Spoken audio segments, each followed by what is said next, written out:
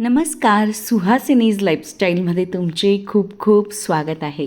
ही परवाची संध्याकाळ आहे. इतकं सुंदर आकाश झालं होतं ना, विचारायलाच नको. दुपारी थोडा पाऊस पडलेला आणि त्यानंतर ना आकाशाचे एकदम वेगवेगळे रंग तयार झाले होते. कितीतरी रील्स नाशिकच्या या वातावरणात, या आकाशावरती बनलेल्या आहेत. खरंच रोज वेगवेगळ्या कलरमध्ये आकाश तयार होतं. फार छान वाटतं. संध्याकाळचे 6 ते 7च्या दरम्यानचा हा वेळ असतो आणि माझा जो जनरली मी शूटिंग केलेला आहे ते सकाळचं आहे. पण हे सुंदर आकाशची शूटिंग करणं ना माझा मोह आवरला गेला नाही. सगळेच जण अगदी गॅलरीमधून ना मस्तच आकाशाकडे बघून खुश होत होते, आनंद घेत होते. सकाळ झाली होती, पावसाचं आगमन झालं आहे आमच्या नाशिकमध्ये. अगदी गार गार असं वातावरण झालं आहे. ब्लँकेट पांघरावं लागत आहे परवापासून. म्हणजे गरमी तशी कमीच होती, फक्त मे महिना थोडा आम्हाला 15-1 दिवस जड गेलेले. आता एकदम छान वातावरण झालेलं आहे. टाईल्स पण आमची फार गार झालेली आहे. पाणी पण नळातून गार येतं आहे. आता परत नॉर्मल रुटीनवरती आलेलं आहे वातावरण आणि एकदम भारीच वाटायला लागलेलं आहे. जरा पाण्याचा माझ्या बाजूलाच नदी आहे, त्यामुळे खळखळाट पण ऐकू येतो आहे नदीचा. सकाळी सकाळी जेव्हा शांतता असते ना, तर मला पाण्याचा आवाज ऐकायला खूप आवडतं आणि सकाळ झाली म्हणजे आपली रोजचीच कामं सुरू होतात. मग मी ना ह्या व्हिडिओला थोडा स्पीड दिलेला आहे, कारण की व्हिडिओ मोठा होतो आणि मग सारखं ते सोपं आवरणं बघायलाही तुम्हालाही बोर होईल, म्हणून मग मी जरा स्पीड देत असते. म्हणून मग ते स्पीडली चालताना दिसते. मी दळण करून ठेवलेलं होतं, पण ना बाकीचे गहू मी दळून आणले होते. डबा मोठा होता, स्कूटीच्या मध्यभागी मावत नव्हता, म्हणून मग मी परत छोट्या डब्यात घेऊन गेलेली.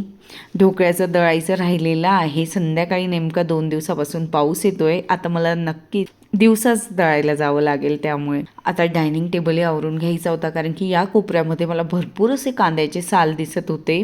आपण रोज कितीही स्वच्छता करत असलो ना, पण कोपऱ्यामध्ये कुठेतरी बारीक धूळ, असे गोळे धुळीचे हे जाऊन बसतात आणि अचानक आपल्याला दिसतात. मग मी ना सगळं उलथापालथ केलेली डायनिंग टेबलची, सगळं कवर वगैरे काढलेलं संपूर्ण स्वच्छ करून घेतला. सकाळी सकाळी काय स्पीड असतो ना कामामध्ये, एक वेगळीच एनर्जी असते आणि ती जी शांतता असते ना, आपलं मेंदू पण शांत झालेला असतो, कारण की रात्रभर आपण झोप घेतलेली असते. ज्या दिवशी आपण शांतपणे झोपलो नसू ना, की मेंदू चालूच असेल, आपण झोपलेलो जर नसू, तर आपला तो दिवस ना खूप असा हेवी जातो. म्हणजे आपल्याला कामं करायला होत नाही, असं चित्त लागत नाही आणि अस्वस्थता असते दिवसभर. म्हणून झोप किती महत्त्वाची आहे हे सगळ्यांनाच आपल्याला लक्षात ठेवलं पाहिजे. मला चॉपर हवं होतं, म्हणून मग मी अगारोचं चॉपर मागवलेलं आहे इलेक्ट्रिक. हे 3 पार्टमध्ये आहे. हे मेन युनिट आहे, त्याच्यानंतर ही प्लेट आहे आणि त्यानंतर ना हे ट्विन असं स्टेनलेस स्टीलचं प्लेट दिलेलं आहे आणि ट्रान्सपरंट हा जे बाऊल दिलेला आहे त्यावरती ना ml मध्ये माप आपण मोजू शकतो की आपण किती क्वांटिटी घेतली आहे. माझं नाही, यामुळे स्वयंपाक करणं मला आता सोपं गेलं. असं होतं आहे की मी कांदा, लसूण, नंतर जेही मला टमाटे किंवा भाज्या कट करायच्या असतात ना, चॉपिंग करायच्या असतात, यात अगदी छान होतात. कांदा आपल्याला जाड हवा असेल तर जाडी कट होतो, बारीक हवा असेल तर बारीकही कट होतो. मला आता ना जाड हवा होता, कारण की मला म्हणजे वाटणाची मसाल्याची भाजी करायची होती. यात शिमला मिरची, टमाटा, कांदा, कोबी, फ्लावर सगळं मी म्हणजे चॉपिंग करून बघितलं. अगदी छान चॉप झालेलं आहे. याला स्वच्छ करणं पण खूप सोपं आहे. अगदी स्मूथ स्पंज घासणीच्या वापराने, लिक्विडने आपण स्वच्छ करायचं. मेन युनिटला पाणी लागू नाही द्यायचं. मेन युनिटला फक्त कोरड्या कापडाने पुसून घ्यायचं. पॉवरफुल मोटर दिलेली आहे, 400 वॅटची आहे आणि जी प्लेट आहे तिला कॉपरची वाइंडिंग केलेली आहे. एकदम असेंबल आहे, सोपं आहे. ऑन ऑफ करण्यासाठी बटन एकच आहे. सोबत युजर मॅन्युअल दिलेलं असतं, त्यात संपूर्ण डिटेल्स अशी माहिती असते, चॉपर कशा पद्धतीने यूज करायचं. हे मेन युनिट मी अशा कोरड्या कापड्याने पुसून घेते आणि जेही बाऊल वगैरे असतं तर ते धुतल्यानंतर ना कोरड्या कापडाने पुसते. ची क्वालिटी बेस्ट आहे, कॉम्पॅक्ट आणि पोर्टेबल आहे. मी ना प्रॉडक्ट टॅग केलेला आहे. जिथं तुम्हाला व्हिडिओमध्ये चित्र दिसतं ना तिथे म्हणजे प्रॉडक्टवर क्लिक केलं की आपण डायरेक्टली म्हणजे जिथे खरेदी करायची आहे तिथे जातो. कारण की मला बरेच जण कमेंट्समध्ये विचारतात, मला ना डबूक वड्यांची भाजी करायची होती खानदेशी पद्धतीने. तर त्यासाठी ना मी कांदा, खोबरं, थोडंसं आलं आणि 4-5 लसणाची पाकळ्या आणि कोथिंबीर घेतलेली आहे आणि छान लोखंडी कढईमध्ये भाजून घेते. असं खरपूस असा कलर येईपर्यंत असं लालसर की ग्रेव्ही छान होईल. सोबतच मला ना थोडासा भाती लावून घ्यायचा होता, तर अगदी छोटी वाटी लावायचा होता. म्हणून मग मी कुकरचं विचार न करता ही अगारूची माझ्याकडे एलिगंट अशी केटल आहे, तिचाही यूज अगदी छान होतो. विद्यार्थी हॉस्टेलला राहतात किंवा काही मोठेही राहतात किंवा बॅचलर्स असतात त्यांच्यासाठी ही खूप उपयोगी आहे. ट्रॅव्हलसाठी कामात येते, कारण की ज्यांची लहान बाळ असतात त्यांना रेस्टॉरंट हॉटेलचं फूड म्हणजे मुलं नाही खात, मग आपल्याला थोडंफार बनवायचं असेल ना त्यासाठी मस्तच आहे. यात मॅगी, अंडे, पोहे, उपमा, आपण ढोकळा, केक सगळं बनवू शकतो. मी स्टेप बाय स्टेप तुम्हाला अनेक दाखवलेला आहे. आणि ना सगळ्यात महत्त्वाचं म्हणजे अगदी लाईट वेटेड आहे, कुठेही घेऊन जाऊ शकतो, पोर्टेबल आपण म्हणजे लगेच अगदी छान असा यूज आहे हिचा. त्याला बॉइलिंग रॅक दिलेला आहे, त्यात आपण ग्रिल करू शकतो, अंडे वापरू शकतो. या केटलची बॉडी डबल लेयर्ड आहे, बाहेरून प्लास्टिक आतून स्टील, त्यामुळे ही अगदी छान आहे आपल्या शरीरासाठी. पण हे वाफवण्यासाठी दिलेलं आहे, कुठलीही वस्तू आपण यात वाफवू शकतो. इनर पॉटची कॅपॅसिटी 1.2 लिटर आहे, फूड ग्रेड मटेरियलपासून बनवलेला आहे, त्यामुळे युजफुल आहे. चहा, कॉफीही बनवू शकतो. छान असा भात तयार झालेला आहे. केटलचे पॉवर बेस डिस्टॅचेबल आहे, 360 डिग्री सोबत येते, त्यामुळे ते आपण फिरवू शकतो.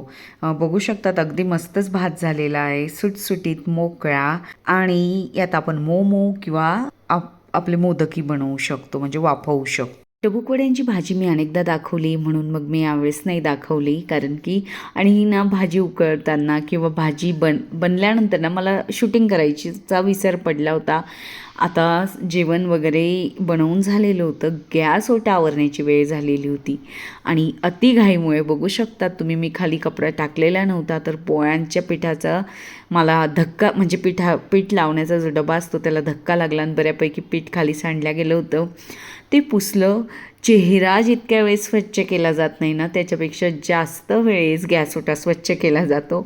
असे रील्स ना इंस्टाग्रामवरती असतात आणि ते खरंच म्हणजे मान्य करावं लागतील, कारण की अगदी तसंच असतं. चेहऱ्यापेक्षा तर ज्यांना स्वच्छता आवडते ना ती त्यांच्या वस्तूंची गॅस ओट्याचीच काळजी घेत असतात. आता ना बऱ्यापैकी आवरून झालेलं होतं, मी आता पटकन स्वयंपाक रोज करून घेते. माझं पण छान रुटीन असं सुरू झालेलं आहे. सुट्टी असताना अजिबात रुटीन नव्हतं. हा स्वयंपाक करायला मला 1 वाजत होते आणि आता माझं 9 वाजेच्या आत स्वयंपाक होऊन जातोय. मग देवपूजा करून घ्यायची होती, तर ना माझ्याकडच्या लक्ष्मी माता तुम्ही सगळ्यांनीच बघितलेल्या आहेत. नवरी जो गजरा लावते ना ते आणलेले होते मी. मला 50 रुपयात 3 मोठे मोठे असे छान गजरे मिळालेले होते आणि मग मी ते जोडून घेतले आणि लक्ष्मी मातांसाठी हा अशा पद्धतीचा तयार असलेला गजराच मी तयार करून घेतला व्यवस्थित जोडून. मी ना हे गावठी गुलाबाचं फूल जोडत होती, पण ते शक्य नाही झालं, कारण की त्याच्या पाकळ्या लगेच पडत होत्या, ती नाजूक असल्यामुळे. मग बऱ्याच वेळ मी प्रयत्न केला आणि लक्ष्मी मातांना मी क्रॉकरी युनिटमधून बाहेर काढलं. मला ना यांना बाहेरच ठेवायचं असतं, पण असं वाटतं की आपले लहान मुलं आहेत, कुठे धक्का लागला, पडलंय वगैरे काही लागलं म्हणजे मग त्यामुळे ना मी त्यांना बाहेर ठेवत नाही, की जेणेकरून त्यांची केअर व्हावी, म्हणून मग मी क्रॉकरी युनिटमध्ये ठेवते. पण हा म्हणजे ही माळ घेतल्यापासून ना मला मोह आवरला जात नव्हता. कधी मी एकदा लक्ष्मी मातांना हा हार घालते असं झालं होतं. खूप छान वाटत होतं आणि रियालिटीमध्ये तर फार खरंच अगदी छान फील होत होतं. फुलांचा मस्तच वास येत होता. मी धूप बऱ्याचदा असाच लावून ठेवत असते. आणि हे जे देवाचे आसन आहेत ना, माझ्या शेजारी भाभी राहतात, त्यांनी ना देवांसाठी बनवलेले आहेत लोकरचे. अगदी मस्त मस्त छान छान वस्तू बनवता, पर्स, बेल्ट भरपूर बनवता, मला नेहमी दाखवत असतात. तर छान असं प्रत्येक देवांसाठी वेगवेगळे आसन बनवून दिलेले आहेत. लवकरच मी देवाऱ्यामध्ये या आसनांवरती देव ठेवेल. छान वाटलं मला. एका ताईंनी पण कमेंट केली होती की त्या लोकरच्या वस्तू बनवतात, कुणाला घ्यायचं असेल तर त्यांच्याकडून घेऊ शकतात. म्हणजे एक जणांनी कमेंट पण केली होती की तुमचा नंबर द्या असं त्या ताईंना. कारण लोकरच्या वस्तू बनवणं मला शाळेमध्ये ना 5वीला वाटतं आम्हाला कार्यानुभवला शिकवायच्या मॅडम, पण त्यानंतर मला जमत पण होतं, पण मी नंतर म्हणजे विसरली तर विसरलीच. रुमाल वगैरे असं 10वीच्या सुट्टीमध्ये ते लोकरचे आपल्याला त्यावेळेस शिकवायचे. खरं तर त्यावेळेस मेहंदी क्लास, नंतर लोकरच्या वस्तू, बरेचसे 10वीच्या सुट्टीमध्ये भरपूर असे क्लासेस आपल्याला एक्स्ट्रा ॲक्टिव्हिटीचे करून घेतले जाईल. पण आता असं झालं आहे 10वी संपली की लगेच 8 दिवसामध्ये 11वी सुरू होते. मुलांना असं वेळच राहिलेला नाही आहे. लगेच 12वीची तयारी सुरू होते. देवपूजा झाली होती. मी फक्त लक्ष्मी मातांनाच तुम्हाला दाखवलं. देव नंतर दाखवेल दुसऱ्या व्हिडिओमध्ये. मग ना विचार केला की चला, मला हे स्वस्तात गुलाबाची फुलंही मिळालेले होते. 50 रुपयात पिवळे आणि गुलाबी दोघं असे 24 फुलं मिळालेले होते. आमच्याकडे स्वस्त मिळतात म्हणून मग जरा उपयोग करून घेऊ, नाहीतर 10 रुपयाचं एक फूल मिळत असतं गावाला. कारण की मीही अनुभव घेतलेला आहे. आमच्या गावाकडे 10 रुपयाला एक फूल मिळतं आणि बऱ्याचदा आमच्या घराजवळ पण 10 रुपयाला किंवा 5 रुपयाला एक फूल दिलं जातं गुलाबाचं. पण हे मार्केट असल्यामुळे तिथे स्वस्त मिळतात. आता पावसाळा सुरू होईल ना तर 10 रुपयालाच 12 फुलं मिळतील गुलाबाची. अगदी छान छान फुलं 10-10 रुपयाला मिळतात. 50-60 रुपयाला असे हॉटेल्समध्ये जे गुच्छच्या गुच्छ डेकोरेशनसाठी ठेवले जातात ना, ते पण खूप स्वस्त 50, 60, 70, 100 रुपयाच्या आत छान छान मिळतात. आता मला ना धणे भाजून घ्यायचे होते. मला धनं जिरा पूड करायची राहून गेलेली. अर्धा किलो मी धणे घेतलेले आहेत. इंदोरी धणे घेतलेले आहेत. इंदोरी धना चांगला असतो असं मी ऐकलं आहे. मग तेव्हापासून मी इंदोरी धना वापरते. माझ्या माहेरी तर धणे जिरे पूड केली जात नाही, पण माझ्या सासरी नेहमी केली जायची. माझ्या सासूबाई नेहमी करायच्या. त्यात मी अर्धा किलो धणे आणि एक वाटी किंवा म्हणजे मी जो मेजरिंग कप घेतलेला आहे तेवढं जिरं घेतलेलं आहे. जिरे पूड म्हणजे यासाठी टाकलं जातं, मी पण असं ऐकलं आहे की आपण जेव्हा मसाल्याच्या भाज्या करतो किंवा वाटणच्या, तर ना त्यात मसाला टाकल्यामुळे किंवा तिखटपणा आला तर धणे आणि जिरं हे थंड असतं आणि मग ते ना आपल्या जे म्हणजे गरम मसाले असतात तर त्यांची उष्णता कमी करतं आणि आपल्याला ती भाजीमध्ये कमी प्रमाणात ॲसिडिटी होण्याचं प्रमाण कमी होतं, म्हणून हे टाकलं जातं. हे पण मी एका व्हिडिओमध्येच ऐकलेलं.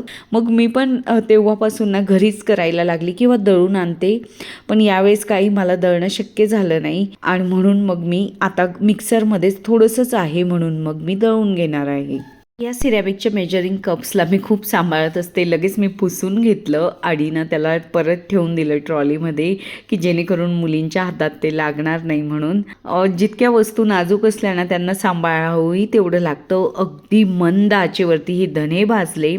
धणे प्रॉपर भाजल्यानंतर मग मी जिरं ॲड केलेलं आहे, कारण की जिरं काय होतं तळाशी चाललं जातं आणि मग म्हणजे जिरं जास्त करपून जातं, म्हणून शेवटी अगदी एखादा मिनिटच मी जिरं भाजलेलं. त्यानंतर पटापट असं म्हणजे खूप मोठा गॅस केला ना तर धणे खूप करपून जातात आणि जिरं तर लवकरच करपतं, म्हणून अगदी 5-7 मिनटं भाजलं, पण मंद आचेवरती भाजलं आहे. याला पण खूप असं पेशन्स ठेवून भाजावं लागतं. वयानुसार हळूहळू आपल्याला पेशन्स येत राहतात. मला दही लावायचं होतं बऱ्याच दिवसापासून. माझ्याकडे ना दूध शिल्लक राहायचं, पण माझ्याकडे विरजण नव्हतं. खेडेगावात मस्तच असतं, जा शेजारून घेऊन या, पण इथे पण तसं मैत्रिणी आम्ही एकमेकाला देत असतो, पण आपल्याला थोडं लाज वाटत असते कसं मागायचं असं. तसे माझ्या बिल्डिंगमध्ये राहणारे सगळे छान आहेत, एक फॅमिलीसारखे आहेत, त्यामुळे एकदम लगेच गावासारखंच हेल्प करतात. पण मलाच वाटलं आमच्या इथं ना गोदाम म्हणून डेअरी आहे गल्लीतच, तर तिथे छान दही तूप दूध वगैरे मिळत असतं, छान असतं नॅचरल, म्हणून मग मी तिथून आणत असते. ही दुपारची वेळ आणि काय धो पाऊस पडतोय ना विचारायलाच नको. मी उन्नतीची वाट बघत होती की लाईट गेली तर लिफ्ट वगैरे बंद होऊन जाईल आणि मग अडकले तर घाबरेल म्हणून. तसं बॅकअप बॅटरी आहे, पण तरी आपल्याला मुलांची काळजी वाटतेच. उन्नती लिफ्टला घाबरत नाही, पण मी खूप घाबरते लाईट जाण्याला. तर मग त्यामुळे ना मी जर लाईट गेली तर सगळ्यात पहिल्यांदा 10 मजल्यांपैकी मी एकमेव व्यक्ती असेल जी पॅसेजमध्ये जाते आणि बघते कोणी अडकलं तर नाही आहे ना. आणि जर मुली म्हणजे उन्नतीखाली खेळायला गेली असेल तर माझं नेहमी लक्ष असतं लाईट गेल्यानंतर मुलं कुठले अडकलेले नाही आहेत ना. मी किराणा आणला होता आणि हे जे आपलं डस्टबिन बॅग्स, नंतर मी वॉशिंग मशीन क्लिनिंगसाठी पण हे आणलेलं होतं पावडर. तर मला कधीचं ते क्लीन करायचं आहे पण माझ्याकडे पावडरच नव्हतं, म्हणून मग मी आठवणीने किराणा घेताना ते पावडर घेतलेली होती. सोपा पुसण्यासाठी हे सॅव्लॉनचे वाईप्स घेतलेले होते आणि ह्या स्मूथ स्पंज घासणी पण आणलेल्यानंतर तारेची घासणी आणली होती मी. छोट्या बॉक्समध्ये मी या सगळ्या वस्तू भरून दिल्या की जेणेकरून एका ठिकाणी राहतील आणि ज्या वेळेस मला लागतील ना तर सापडतील. महत्त्वाचं म्हणजे असं होतं, आपण वस्तू आणतो, माझंही बऱ्याचदा होतं, आणि जर वस्तू जागेवरती नाही ठेवल्या ना तर त्यानंतर ज्या वेळेस मला लागणार असतात ना त्यावेळेस खरंच मिळत नाही आणि खूप शोधाशोध करावी लागते, वैताग येतो. मग मी अशा पद्धतीने ठेवून देत असते एका बॉक्समध्ये की जेणेकरून वेळेवर मला वस्तू सापडतील. तसं तर उन्नतीला खूप लक्षात असतं की कुठे वस्तू ठेवलेल्या आहेत, नाही सापडत ना त्यावेळेस तिलाच विचारावं लागतं. किचन आणि हॉल अगदी स्वच्छ झालेला होता, एक बेडरूमही स्वच्छ झाला होता, किचन ओटा पुसून झालेला होता, सगळंच आवरून झालेलं होतं. फक्त आता बेडरूम राहिले होते आणि सगळ्यात महत्त्वाचं कपडे. आता पावसाळा सुरू झाला म्हणजे कपड्यांचा खूप मोठा प्रश्न असतो. कमीत कमी कपडे धुवावे लागतात कारण की वाळत नाही आणि वाळवायला जागाही कमी पडते, असं होतं. अशा वेळेस ना वरती जे स्टँड असतात ना, जे वरती टांगलेले असतात, तर ते खूप छान उपयोगी पडतात पावसाळ्यात. तसंच आता तुमच्याशी बोलता बोलता मी कपड्यांच्या घड्या करून घेतलेल्या आहेत आणि या क्लिपला मी खूप स्पीड दिलेला आहे की जेणेकरून तुम्हाला कपडे बघून म्हणजे घड्या करताना बघून कंटाळा येणार नाही. कपडे धुतले जातात, वाळवायला टाकणं आणि वाळवलेले कपडे काढून त्यांच्या घड्या करणं हे मोठं काम वाटतं. आता तर वॉशिंग मशीनने ते काम आपलं सोपं केलेलं आहे, पण तेवढंही काम नको वाटतं. खरंच खूप कंटाळा येतो. पण घर जर स्वच्छ ठेवायचं असेल ना तर कपड्यांच्या घड्या करायलाच हव्यात. कपाट तसं प्रॉपर रचलेलं नव्हतं, अगदी म्हणजे नॉर्मली आहे म्हणून मी तुम्हाला दाखवलं नाही. कारण की ना म्हणजे कप्प्यांमध्ये प्रत्येकाचे वेगवेगळे कपडे ठेवलेले आहेत, पण तसे प्रॉपर म्हणजे मुलं विस्कटूनच टाकतात. पूर्वी ना मी नेहमीच आवरण्याचं म्हणजे सतत हेच करत राहायची, पण आता मला व्हिडिओमुळे ना बऱ्यापैकी वेळ कमी मिळतो आहे आणि त्यामुळे ना मला कपाटं म्हणजे रचलेले आहेत पण मला जसे हवेत ना तसे नाही आहेत. आता पावसाळा सुरू होईल ना, मग जरा इतर कामाचा लोड कमी होईल आणि मग मी नक्कीच कपाट ऑर्गनायझेशनचे ही व्हिडिओ बनवेल. मागच्या व्हिडिओमध्ये ना डिशवॉशरबद्दल बऱ्याच कमेंट्स होत्या की भांडी कशी लावता ते दाखवा. इथे ना जरा कमी जागा आहे कारण की हा युटिलिटी एरिया खूप छोटा आहे, म्हणून मला ट्रायपॉड ना मी खूप ट्राय केलं व्यवस्थित ठेवण्याचा. कोणीतरी हाताशी शूटिंग करायला लागतंच आणि पावसामुळे ना आकाश एकदम काळं झालेलं आहे, तर खूप उजेड पण नव्हता, लाईट लावून पण असं म्हणजे अंधारच दिसत होता. बाजूलाच ना आत वॉशिंग मशीन ठेवलं आहे आणि इकडे डिशवॉशर आहे. डिशवॉशरमध्ये बरीच माझी अशी छोटी छोटी भांडी सगळी मावून जातात आणि म्हणजे जरा सोपं होतं. माझ्याकडून ना फुटत नाही वस्तू, पण मला ही सगळ्यात वाईट सवय की मी एकत्र भांडे लावते आणि म्हणजे असं ठेवते, ट्रॉलीमध्ये असू द्या किंवा पातेलं अडकून जातं माझ्याकडून किंवा डब्यात काहीतरी अडकून जातं, जे काढायला इतकं त्रासदायक ठरतं ना. माझे मिस्टर मला नेहमी याच्यावरून रागवत असा, कधी वस्तू फुटत नाही पण खूप बऱ्याचदा माझ्याकडून भांडं अडकतं आणि ते निघणं बऱ्याचदा खूप कठीण होतं. मी ना या व्हिडिओत जे सांगते ना ते अगदी म्हणजे तुम्हाला डिशवॉशर घ्यायचं असेल तर खरंच लक्षपूर्वक ऐका. म्हणजे ना सुरुवातीला असं होतं की आपल्याला भांडी स्वच्छ करून ठेवावी लागतात. याच्यात जर कचरा राहू दिला तरी चालतं, अन्नकण म्हणजे, पण आपलं डिशवॉशरची लाईफ जास्त राहावी म्हणजे ते चांगलं टिकावं, मेंटेन राहावं, म्हणून आपल्याला भांडी स्वच्छच करावी लागतात. म्हणजे असं वरचं जे उष्ट असतं ना ते अन्नकण काढून द्यायचे, असं पण मावशींना काढूनच द्यावं लागतं. कारण की नाही असं उष्ट वगैरे दिलं ना मग आपली भांडी स्वच्छ घासली नाही जात आणि याच्यात बऱ्यापैकी छोटी छोटी भांडी अगदी भरपूर मावतात.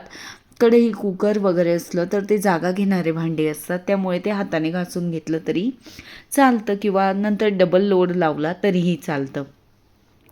मी वरच्या भागामध्ये ना कप, ग्लास, वाट्या, ताटल्या, चमचे, म्हणजे जी छोटी छोटी भांडी असतात ना त्याच्यासाठी ही वरची म्हणजे ट्रॉली आहे. त्यामध्ये भरपूर अशी छोटी छोटी भांडी मावतात. सुरुवातीला घेतल्यानंतर असं वाटतं की का घेतला आपण, उगाचच हा किचकट पसारा घेतलेला आहे की भांडी स्वच्छ करा. परत ती म्हणजे जर तुमचं किचन ओट्याखाली डिशवॉशर नसेल ना तर अजून कंटाळा येतो बाजूला जायला.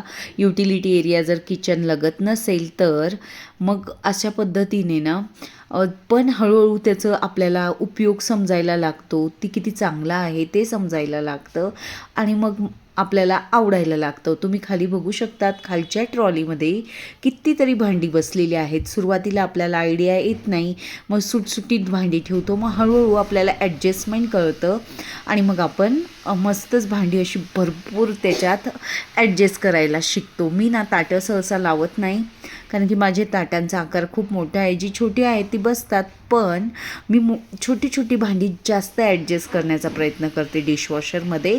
मला छोटी भांडी घासायला अजिबात आवडत नाही. मोठी भांडी ना पटापट घासते मी. मग अशा पद्धतीने अगदी छोट्याशा जागेचाही मी भरपूर उपयोग करून घेते. भरपूर अशा प्लेट्स, कप तर मी रात्रीपासून जमा करून ठेवलेले होते. काल म्हणजे आदल्या दिवसापासून संध्याकाळपासून कप ना खूप चकाचक निघतात. चहाच्या चाळण्या किंवा सगळीच भांडी खूप छान आणि कमी पावडर लागते. आता शिल्लक होती डिशवॉशरमध्ये छोट्या भांड्यांची वरच्या प्लेटला, तर मी ना मसाल्याच्या डब्यातले जे छोट्या छोट्या वाट्या आहेत त्या खाली झालेल्या होत्या. झाकणांना थोडे डाग होते, इथं दिसत नाही तुम्हाला, पण खूप डाग पडलेले होते. धूळ असं चिकटपणा आलेला होता, तर त्याच्यासाठी मी ते घासायला लावून दिले. इतकीच पावडर मला लागत असते रोजच्या भांड्यांसाठी. एक लोड लावते मी दिवसभरात, केव्हाही सकाळी किंवा संध्याकाळी. इतक्या पावडरमध्ये होऊन जातं. आणि मग नंतर पावडर बॉश कंपनीचीच आहे, जे एजंट असतात मशीन जोडायला आलेले त्यांच्याकडून घेतलेली आहे. आणि प्रोग्रामला सेट करायचा असतो, ऑन ऑफचं बटन आहे. आणि मी एक तर इंटेन्सिव्ह कढाई किंवा क्विक वॉशमध्येही माझी भांडी छान निघतात. तो अगदी 29 मिनटाचाच असतो क्विक वॉश. आणि हे एक्सप्रेस स्पार्कल म्हणजे ते एकदम अजूनच चकाचक भांडी निघतात त्यामध्ये. फिनिश कंपनीच्याही गोळ्या मिळतात डिशवॉशरसाठी. चला परत भेटूया.